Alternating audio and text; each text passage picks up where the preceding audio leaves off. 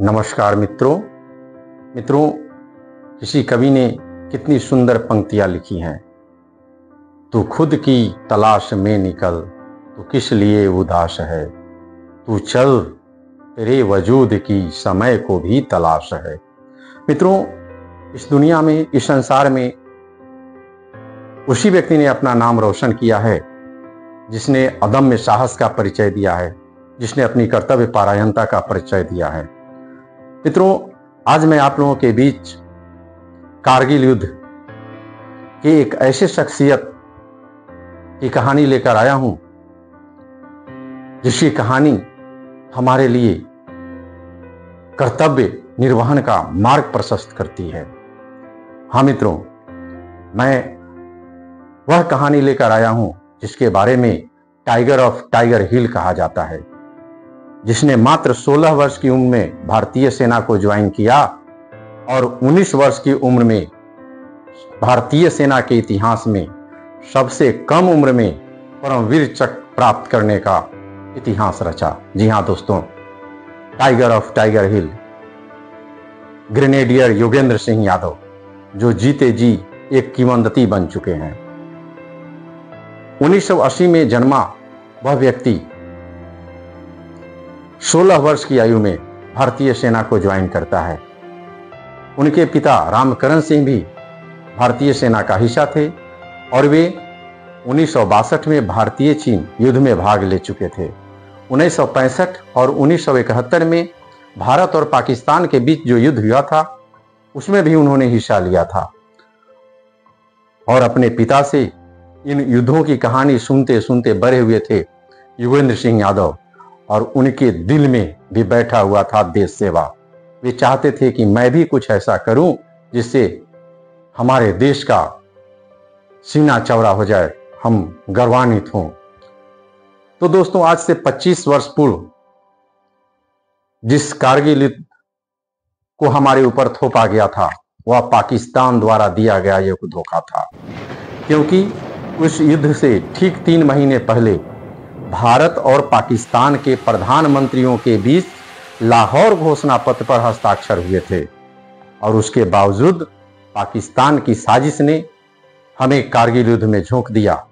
लेकिन उसे पता कहां है, हर बार मुंह की खाता है और फिर सर उठाए चला आता है। पता नहीं किस मिट्टी का बना है भाई। तो जब कारगिल युद्ध अपने चरम पे था तो योगेंद्र सिंह यादव, जो घातक प्लाटून के हिस्सा थे, 18 ग्रेनेडियर प्लाटून को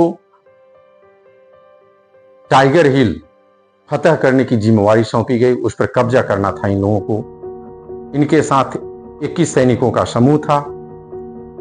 ये लोग 2 जुलाई 1999 से टाइगर हिल की तरफ चढ़ना प्रारंभ करते हैं। जब ये उसके कुछ करीब जाते हैं तो पाकिस्तानी सैनिक जो ऊंचाई पे अवस्थित थे, टाइगर हिल पे अवस्थित थे, उन्हें पता चलता है कि भारतीय सैनिक ऊपर की तरफ आ रहे हैं। तो दोनों तरफ से इन लोगों पे फायरिंग शुरू हो जाती है। फायरिंग के बीच हमारे देश के 7 जवान ऊपर चढ़ जाते हैं, जिसमें ग्रेनेडियर योगेंद्र सिंह यादव भी शामिल थे और बाकी के जवान नीचे 25-30 फीट नीचे रह जाते हैं। और जब ये ऊपर जाते हैं तो गोलीबारी में और ग्रेनेड से 4 पाकिस्तानी सैनिकों को मौत के घाट उतार देते हैं। और उसके बाद आगे बढ़ते हैं, जबकि पीछे से और जो शेष जवान बचे हुए थे वो भी आगे की तरफ बढ़ना शुरू कर देते हैं। टाइगर हिल जो उससे 50-60 फीट की ऊंचाई पे था, उसकी तरफ ये लोग आगे बढ़ना शुरू करते हैं। जब ऊपर चढ़ते हैं तो दोनों तरफ से घमासान शुरू हो जाता है और इतनी भयानक गोलीबारी, इतने हेवी हथियार से इन लोगों पे फायरिंग की जाती है कि आम आदमी की रूह कांप जाए, उसका कलेजा बाहर निकल जाए। लेकिन हमारे मां भारती के वीर जवान तो फौलाद के बने हुए दोस्तों, फौलाद के, जो झुकना नहीं जानते हैं, जो मन में ठान लेते हैं वो पूरा करके रहते हैं। और उस आमने सामने की लड़ाई में पुनः एक बार ये लोग ग्रेनेड फेंकते हैं और उसमें भी 4 पाकिस्तानी सैनिक मारे जाते हैं। उसमें से जो बचते हैं वो जाकर ऊपर सूचना देते हैं पाकिस्तानी सैनिकों की भारतीय सैनिकों ने धावा बोल दिया है। और कुछ देर के बाद 25-30 पाकिस्तानी सैनिक इन लोगों पे चारों तरफ से हमला बोलने लगते हैं।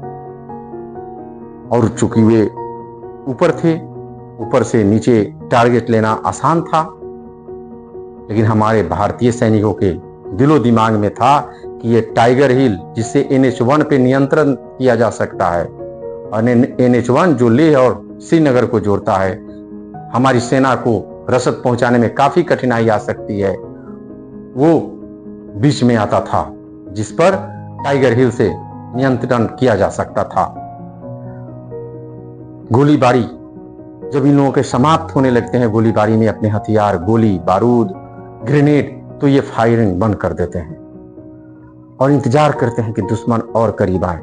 जब आधे घंटे तक इन लोगों ने फायरिंग नहीं की तो दुश्मनों को लगा कि शायद ये लोग सब मृत हो चुके हैं, मारे जा चुके हैं। तो उधर से 10-12 पाकिस्तानी सैनिक आने लगते हैं, दिखाई देने लगते हैं, और ये सब सैनिक आपस में कोऑर्डिनेशन बना के रखते हैं कि जब ही करीब आएगा हम लोग उस पर हमला बोल देंगे। जब ही 10-12 सैनिक और करीब आते हैं, हमारे भारत के वीर सपूत उन पे हमला बोल देते हैं और सबको मौत के घाट उतार देते हैं। उसके बावजूद ठीक तुरंत बाद और पाकिस्तानी सैनिक आ जाते हैं और ऊपर से गोली, बंदूक, बम, ग्रेनेड के साथ साथ पत्थरों से भी हमला बोलते हैं, और इस क्रम में चारों तरफ से इनको पुनः घेर लिया जाता है और इतनी गोली बरसाई जाती है कि हमारे सभी भारतीय सैनिक शहीद हो जाते हैं, मृत्यु का वरण करते हैं, लेकिन पीठ दिखाकर नहीं भागते हैं। जब पाकिस्तानी सैनिक को ये हो गया कि नहीं सारे मारे जा चुके हैं, तो आते हैं इनके बीच, हिला डुला कर देखते हैं कि जिंदा है कि मर गया है, और इस क्रम में वे किसी के पैर पे, किसी के हाथ पे, किसी पे सोच के सीने पे भी गोली मारते हैं। इनके भी पैर पे गोली मारा गया, हाथ पे गोली मारी गई, लेकिन इन्होंने उफ तक नहीं की। तब इनके सीने पे एक गोली मारी गई, लेकिन भारत माँ की कृपा थी, ये उस पॉकेट में कुछ सिक्का रखे हुए थे जिनसे इनकी जान बच गई। कुछ देर के बाद एक पाकिस्तान का सिपाही हमारे सैनिकों का हथियार लेने आता है, और जब इनकी आंख खुलती है तो वो पीछे मुड़ता है, और ज्यों ही वो पीछे मुड़ता है उस पर ये ग्रेनेड से हमला बोल देते हैं, और वो पाकिस्तानी सैनिक वहीं ढेर हो जाता है। और ये साहस जुटाकर 2-3 जगह से अकेले ही दौड़ दौड़ के फायर करने लगते हैं। तब दुश्मन के बीच ये भ्रम फैलता है कि सपोर्ट के लिए भारतीय सैनिक आ चुके हैं, और वे वहां से भाग निकलते हैं। इसके बाद ये साहस करते हैं, लेकिन इस जवान को दोस्तों 17 गोलियां लगी थी, कंधे पे, सीने पे, हाथ पे, पैर, हाथ टूट चुका था, असहनीय पीड़ा थी, दर्द से कराह रहा हुआ व्यक्ति किसी तरह बेल्ट से अपने हाथ को बांधता है, और जब बाहर निकलता है, अपने सैनिकों के बीच पहुंचता है, तो सारे सैनिक शहीद हो चुके थे। दिमाग सुन, किसी का भी हो सकता है उस समय, लेकिन इन्होंने उफ तक नहीं की। तब इनके सीने पे एक गोली मारी गई, लेकिन भारत माँ की कृपा थी, ये उस पॉकेट में कुछ सिक्का रखे हुए थे जिनसे इनकी जान बच गई। कुछ देर के बाद एक पाकिस्तान का सिपाही हमारे सैनिकों का हथियार लेने आता है, और जब इनकी आंख खुलती है तो वो पीछे मुड़ता है, और ज्यों ही वो पीछे मुड़ता है उस पर ये ग्रेनेड से हमला बोल देते हैं, और वो पाकिस्तानी सैनिक वहीं ढेर हो जाता है। और ये साहस जुटाकर 2-3 जगह से अकेले ही दौड़ दौड़ के फायर करने लगते हैं। तब दुश्मन के बीच ये भ्रम फैलता है कि सपोर्ट के लिए भारतीय सैनिक आ चुके हैं, और वे वहां से भाग निकलते हैं। इसके बाद ये साहस करते हैं, लेकिन इस जवान को दोस्तों 17 गोलियां लगी थी, कंधे पे, सीने पे, हाथ पे, पैर, हाथ टूट चुका था, असहनीय पीड़ा थी, दर्द से कराह रहा हुआ व्यक्ति किसी तरह बेल्ट से अपने हाथ को बांधता है, और जब बाहर निकलता है, अपने सैनिकों के बीच पहुंचता है, तो सारे सैनिक शहीद हो चुके थे। दिमाग सुन, किसी का भी हो सकता है उस समय, कुछ नहीं सोचता है इनको। ये किसी तरह साहस करके एक नाले के किनारे, एक नाले के सहारे अपने खेमे में पहुंचते हैं, जहां सीओ के सामने अपना बयान देते हैं और बेहोश हो जाते हैं। और जब सीओ के सामने बयान आता है कि नहीं, वे लोग नीचे हमला करने वाले हैं, तो हमारे भारतीय सैनिक पूरी शक्ति के साथ ऊपर पहुंचते हैं और दुश्मन सैनिकों का सफाया करके टाइगर हिल पर भारतीय झंडा फहरा देते हैं और उनके आन शान की रक्षा करते हैं दोस्तों। तो ये है हमारी भारतीय सेना की शक्ति, भारतीय सेना का अदम्य साहस कि मरते मरते भी वो अपनी शान को, अपनी आन बान शान को झुकने नहीं देते हैं और हर हाल में तिरंगा गाड़ते हैं।